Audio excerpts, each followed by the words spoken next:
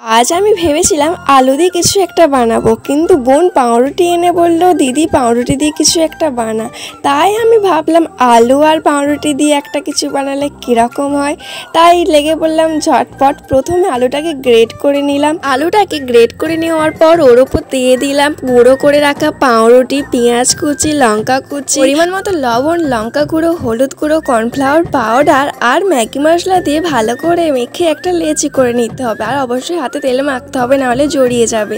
তারপর লেচিটা ভালো করে পিস পিস করে কেটে নিতে হবে আর একটু শেপস দিয়ে দিতে হবে। আমি এখানে একটা কাঁটা চামচ দিয়ে শেপস দেওয়ার চেষ্টা করছিলাম, অতটা ভালো হচ্ছিল না, কিন্তু শেপসগুলো মোটামুটি হয়েছে।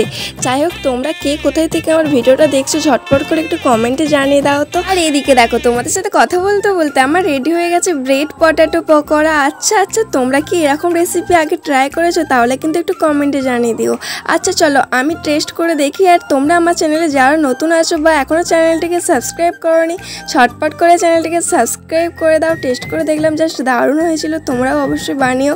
চলো আজকের মতো টাটা।